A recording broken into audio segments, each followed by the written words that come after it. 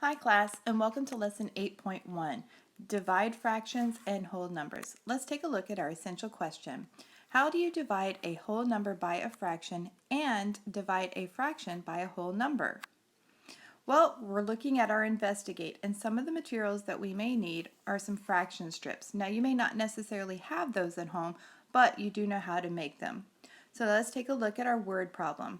Maya walks a 2-mile fitness trail. She stops to exercise every 1/5 mile. How many times does Maya stop to exercise? Well, let's go back and underline and circle our key information. First thing we need to find is our question, and that is how many times does Maya stop to exercise? Now, some other key information is that she walks a 2-mile fitness trail and that she stops to exercise every 1/5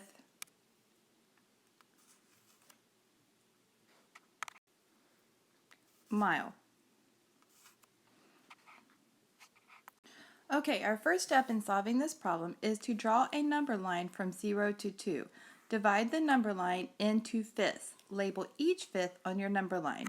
So as you can see, we have a number line, and our number line is divided into 1 and then 2.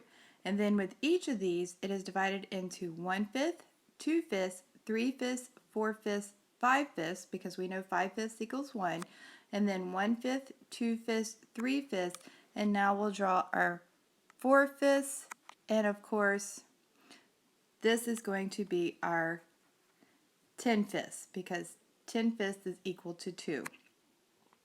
So now our next step is to skip count by fifths from 0 to 2 to find 2 divided by 1/5. So let's take a look and let's skip count.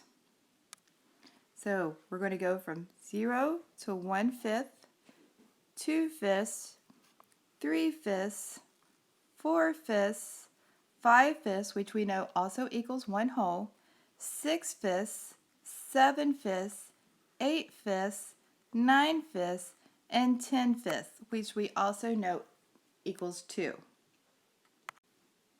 So now if we go back and count our skips, we will see how many times she will stop to exercise. That's 1, 2, 3, 4, 5, 6, 7, 8, 9, 10. So there are 10 1/5 in 2 wholes. Now, you can also use the relationship between multiplication and division to explain and check your solution. So, record and check the quotient. 2 divided by 1/5 equals 10 because 10 times 1/5 equals 2. Now, Maya stops to exercise 10 times. Now let's take a look at another word problem. Roger has 2 yards of string. He cuts the strings into pieces that are 1/3 yard long. How many pieces of string does Roger have? Well, let's go back and find our key information, starting with the question we need to answer. How many pieces of string does Roger have? We also know that Roger has 2 yards of string, and he cuts the string into pieces that are 1/3 yard long. So let's look at how we're going to solve this. First, we're going to model 2 using 2 whole fraction strips. So go ahead and draw your fraction strip out on your paper. Okay, so now you can see up here we have drawn our fraction strip. We have 1 hole here and another hole here. We have also divided each fraction strip into thirds. And remember, anytime you have to divide something into thirds, it's 1 less cut. So we have our 2 cuts. So now, there are how many 1/3 pieces in 2 holes? Well, let's count them. 1, 2, 3, 4, 5, 6.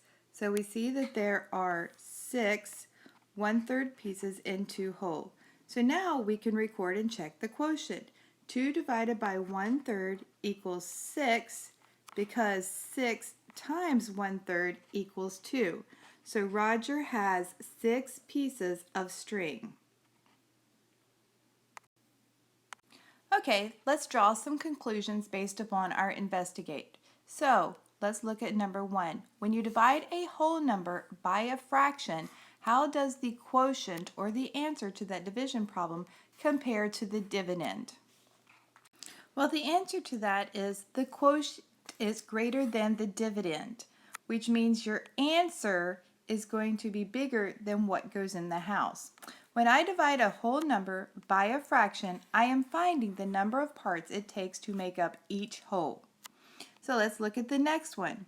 Explain how knowing the number of fifths in 1 can help you find the number of fifths in 2.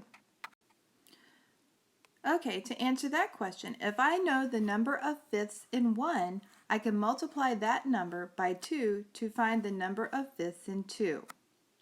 Now let's look at number 3. Describe how you would find 4 divided by 1/5. Well, the answer to that question is, since I know there are 5 fifths in 1, I can multiply 4 by 5 to find the number of fifths in 4. For example, 4 times 5 equals 20, so 4 divided by 1/5 is 20. Okay, let's kind of tie it all together by making connections to what we've learned so far. It says you can use fraction strips to divide a fraction by a whole number. So let's look at our next word problem. Kalia shares half of a package of clay equally among herself and each of 2 friends. What fraction of the whole package of clay will each friend get? So let's break this down step by step. First of all, step 1 is to place a half strip under one whole strip to show the 1/2 package of clay. If you look over here to the side, you will see we have our one whole strip and we have placed 1/2 strip under the whole to show the half package of clay. Now let's look at step 2. It says to find 3 fraction strips, all with the same denominator, that fit exactly under the 1/2-inch strip. Well, let's think about what that would be. It says 3 fraction strips, all with the same denominator. Well, we know that half, we could do 2/4, but we need to have 3 fraction strips. And with 2/4, there would only be 2. So the next one up would be 3/6. And we know with 3/6, we can have that, and there's going to be the same number under each one. I'm sorry, that should be a 1. 1/6, 1/6, and 1/6. So each piece is going to be 1/6 of the whole, because we do know that 3/6 is the same as 1/2. Now we're going to record and check the quotient. So 1/2 divided by 3 equals 1/6, because 1/6 times 3 equals 1/2. So each friend will get 1/6 of the whole package of clay. Okay, so now we're going to skip over to page 342 to the problem solving section, and we're going to look at number 13. And it says, Emilio and Julia used different ways to find 1/2 divided by 4. Emilio used a model to find the quotient. Julia used a related multiplication equation to find the quotient. Whose answer makes sense? Whose answer is nonsense? And then we need to explain our reasoning. So over here we have Emilio's work, and he has one whole strip, and he has the half strip below it, and then he has the 1/4 strips to equal it. And he's saying that 1/2 divided by 4 equals 1/4. Well, let's consider whether this is sense or nonsense.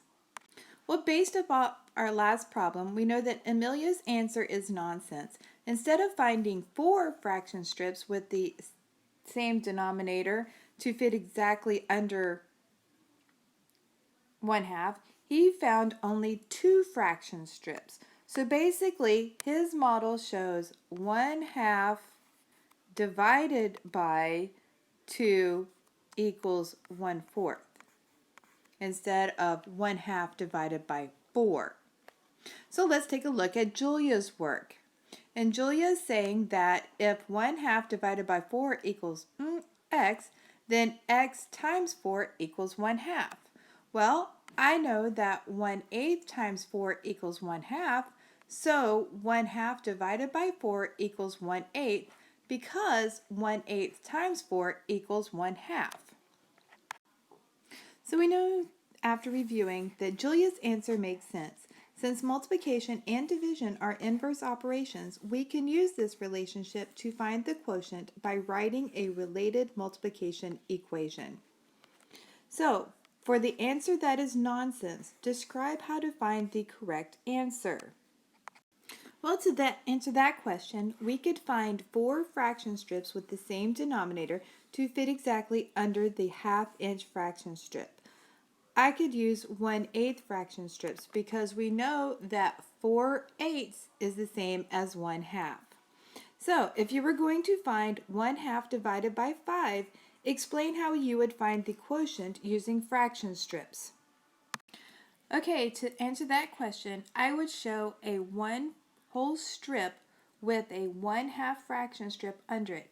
Then I would find 5 fraction strips with the same denominator that fit exactly under the 1/2 fraction strip. That would demonstrate 1/2 divided by 5 equals 1/10. Okay, let's take a look at our password. Make sure that you record your password and bring it with you to class tomorrow. So our password for today's lesson is blank, shows how the parts relate to the whole. What could that be? What vocabulary term have we been talking about over the past couple weeks that shows how the parts relate to the whole?